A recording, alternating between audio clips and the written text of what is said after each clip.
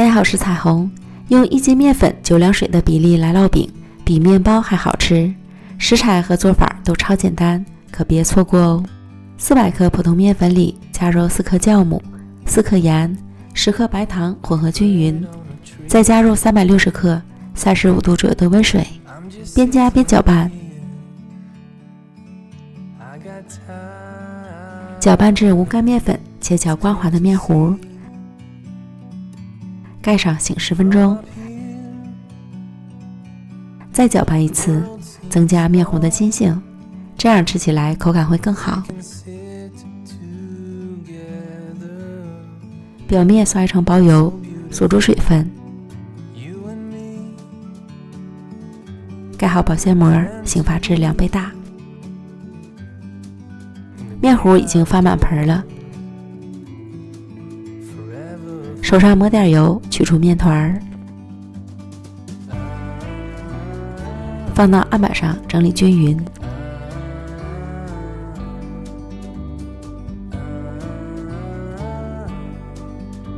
再平均分成6份，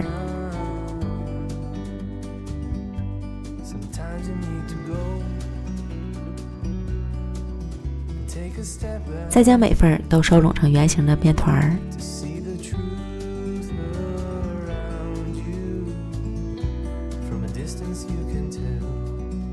取最先整理好的面团，按成饼状，放上适量蜜红豆，随意捏起来，只要差不多是圆形的就行。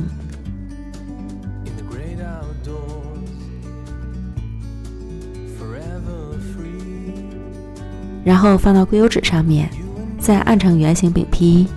这个小秘招很实用，这样提起油纸，饼坯就不会变形了。依次把剩下的全部都做完，不用醒发，直接上锅烙。电饼铛开中火预热，刷宽油，放入饼坯，揭掉油纸，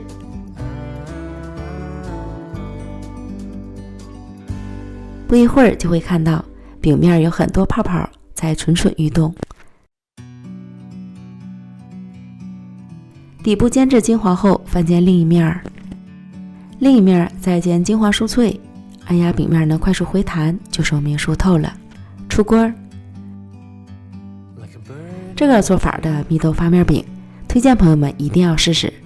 外层香酥，内里超柔软又筋道，夹杂着少量香甜的蜜豆，清甜不腻口，比面包还香软好吃。